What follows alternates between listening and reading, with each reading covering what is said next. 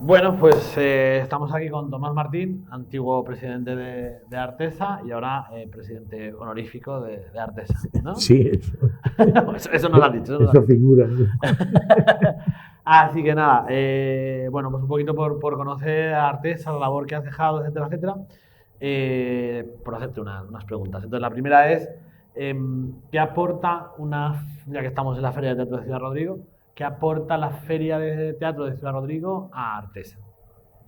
Eh, ¿Qué aporta la feria artesa? ¿O qué aporta la artesa a la feria? Te voy a hacer las dos, o sea, te voy a hacer las dos, entonces he Eh, preferido empezar por la... bueno, son dos cosas que se interrelacionan. Yo creo que, que en buena comprensión la feria tenía que ser o tiene que tender, no es que no lo sea ahora, pero toda su tendencia es que sea y recoja todas las manifestaciones más importantes de artes escénicas en Castilla y León. Tú ya sabes que a veces es así y a veces también es lógico, ¿no? Porque no todas las compañías pueden estar en la feria, pero que a veces hay la sensación de que no siempre se cumple con esa tarea, ¿no? Y luego yo creo que la feria y Artesa en sus inicios colaboraron muy estrechamente. Y vuelvo a decir, no es que ahora no lo hagan, pero convendría que fueran dos organismos que se entendieran a la perfección durante todo el año. Y yo creo que eso sí que no está pasando. Y convendría que fuera así. Es decir, la feria recibió en sus inicios, hace ya más de 25 años, recibió el apoyo incondicional de Artesa. Eh, Artesa la avaló y la defendió ante las instituciones, y las primeras ediciones se hizo con la participación mayoritariamente de compañías de Artesa que hicieron un esfuerzo grande por impulsar la feria, tanto por su participación a nivel artístico, inclusive por cesión de infraestructuras y demás. Y yo creo que esa línea se tendría que haber mantenido. Yo creo que las relaciones ahora mismo entre Artesa y la feria son buenas, es decir, que nosotros el otro año, y así lo manifestamos, nos alegramos mucho de que la feria cumpliera 25 años y bueno, y seguimos teniendo este espacio magnífico Artesa dentro de la feria y hay buenas relaciones. Pero yo creo que deberíamos de tender una organización y la otra a una colaboración muy estrecha. Y posiblemente esa colaboración más estrecha que yo estoy solicitando y que no se logró, por lo menos a mi deseo, durante los 5 años que yo soy presidente, pues también depende un poco del esfuerzo que haga la Consejería de Cultura al respecto. Es decir, que tendría, creo yo, que ser un poco la mediadora para lograr que las compañías profesionales de Castilla y León, representadas por Artesa, pues tuvieran una relación más orgánica con la celebración de una feria que se dice de Castilla y León y que debería ser la bandera un poco de la producción anual de las compañías de Castilla y León. Y avanzar en un terreno que siempre nos ha interesado mucho, pero que se ha quedado un poco difuso. Es decir, en la colaboración, es decir, la colaboración que podría tener la feria, la iniciativa que podría tener la feria, apoyada por la Junta de Castilla y León, por la Consejería de Cultura, en los intercambios con otras ferias. Es decir, yo leo de vez en cuando los programas de las ferias en Huesca, en Palma del Río, bueno, en Madrid, y la verdad es que hay muy poca representación de compañías de Castilla y León. Y yo creo que, sin embargo, en la nuestra somos muy generosos, muy hospitalarios, y no es así. Y yo creo que deberíamos de seguir siendo muy generosos, muy hospitalarios, pero empezar a exigir correspondencias. Y que si Andalucía trae a X compañías, necesariamente en Palma del Río tiene que haber X compañías de Castilla. Y eso a lo mejor falta un poquito. Y habría que, no digo yo, pero habría que caminar hacia ahí. Sí, bueno, yo nunca he estado muy a favor de los cupos, pero sí que es verdad que observas eso y a lo mejor es un poco llegar a acuerdos, ¿no? No, no se trata de relaciones cupos, no se trata de decir, aquí, no, se trata de intercambio, es decir, de que si no nos parece mal que aquí vengan grupos de todas las comunidades, y está bien, pues que nosotros tengamos la oportunidad de llevar nuestros trabajos a otros sitios, y no siempre es así. Sí, además no es fácil muchas veces el que compañías de Castilla y León accedan a otras Sí, ferias, porque la respuesta siempre es, no, es que aquí la mayoría son de la claro, comunidad y claro, no sé qué, no sé cuánto, entonces sí que quizás sea un poquito ese el camino a claro, seguir. Vale, pues nada, vamos a seguir avanzando sí, en estas cositas. a seguir metiendo el dedo en la llaga. Bueno, pero no, nada, la pregunta es, tú has estado 5 años de presidente, ¿no? Sí. Entonces, que nos cuentes un poquito qué logros se han conseguido durante esos 5 años contigo al mando de Artesa. Bueno, yo soy muy orgulloso del trabajo que hemos realizado, no solo yo, sino la Junta Directiva, la diferente gente que ha participado según en qué momento de esos 5 años en la Junta Directiva, y también los socios de Artesa, es decir, Artesa, cuando en este mismo sitio eh, la nueva Junta Directiva que yo presidía tomó posesión en el año 18, éramos 15 compañías, pero en realidad, eh, se podía hablar de que éramos 12, porque de otras 3 no sabíamos nada desde hacía tiempo. Estaban nominalmente, pero no sabíamos nada. Así que en realidad éramos 12 compañías que de vez en cuando reflexionábamos sobre lo mal que estábamos. Y ahora mismo, cuando yo he dejado la presidencia y lo ha cogido Alberto y la nueva Junta Directiva, pues somos 41 compañías y hay a la espera 4 o 5. Quiero decir que fácilmente hubiéramos llegado a 50 si no hubiéramos empezado a endurecer un poco las normas para poder entrar. Eso primero. Luego, que en un momento dado se creó en Artesa un nivel de interrelación entre las compañías que nunca se había dado. Es decir, de camaradería, de hablar, de apoyo y demás, y eso es muy importante a la hora de... Nunca se había dado, yo creo, en Artesa. Que hemos ganado muchísimo en visibilidad. Es decir, Artesa está muy presente y está reconocida por parte de la Junta de Castilla y León y por muchas instituciones como la interlocutora válida para hablar de artes escénicas en Castilla y León. Y eso es un paso muy importante porque si no es difícil a veces sentarse en la mesa a negociar, si no se te reconoce que tienes la representatividad para ello. Y luego a niveles concretos, pues han dado pasos muy importantes. Primero, por iniciativa nuestra y con mucho trabajo, la profesionalización de los circuitos, la creación de iniciativas que empezaron a ser como iniciativas de emergencia, un parche y tal, pero que se han terminado consolidando, como es Biblioscena, que es un programa de artes escénicas en bibliotecas con 200 y pico actuaciones, ¿no?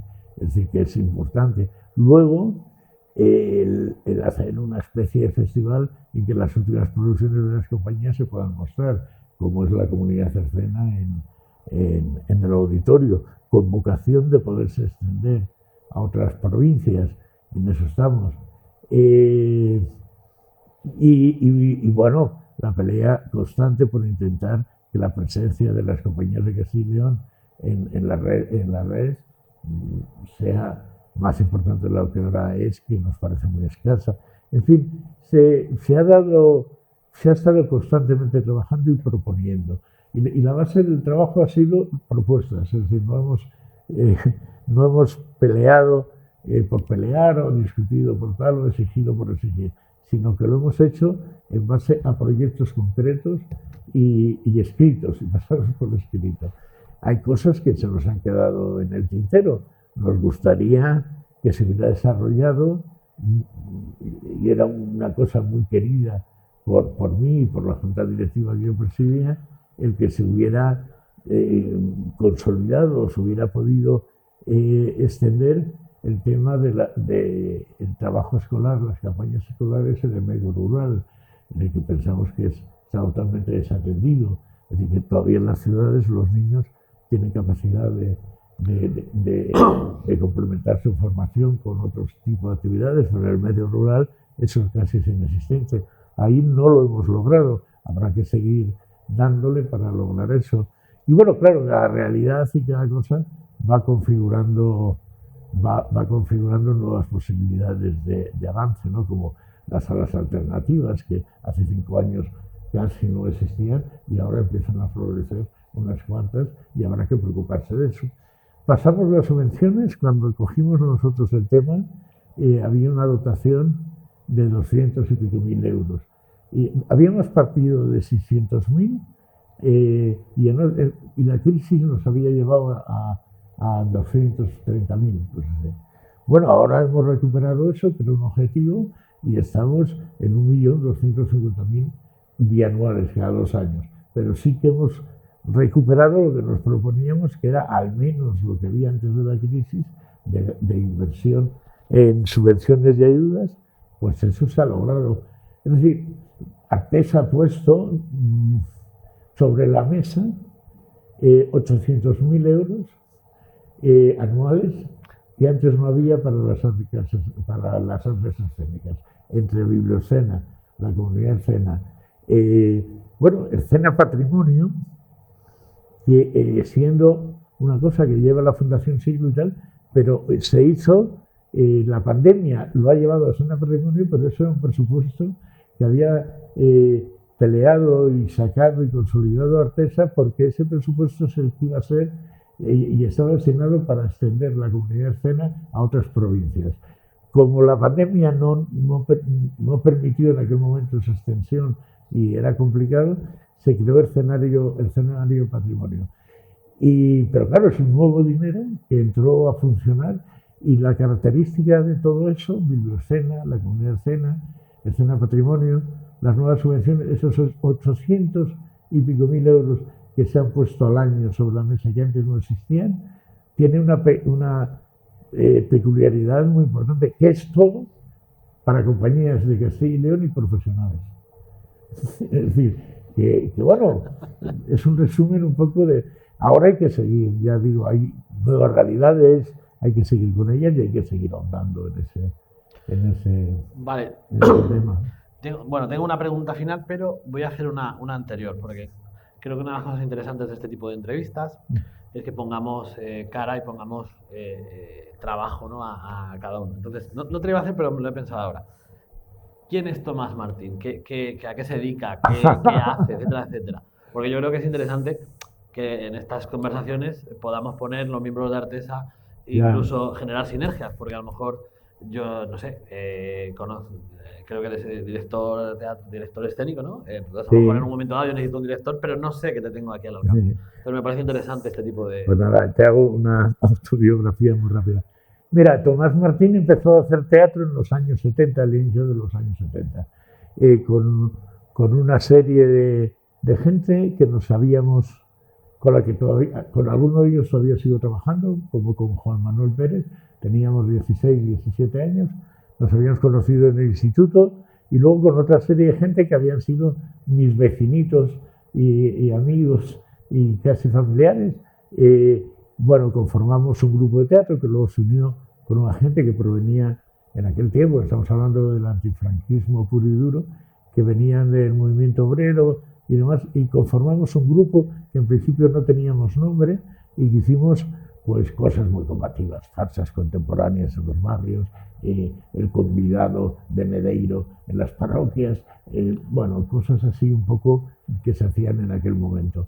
Luego empezamos a colaborar con gente un poco que nosotros, bueno, sí, nosotros no sabíamos nada, así que a poco que supieran, sabían más que nosotros, y se nos dio la oportunidad. Había habido un grupo que se llamaba Teloncillo, que había desaparecido también por la persecución política, por una serie de circunstancias, habían hecho solo un montaje, y bueno, les pedimos, era muy difícil legalizarse, y yo me acuerdo que conocíamos a Javier Semprún y a Nena y tal, y yo tuve la jeta de un día irles a decir, oye, darnos el nombre porque vosotros no podéis actuar con él y nosotros necesitamos un nombre para legalizar tal obra. Te hablo de Flotista de Jordi Tresseguido.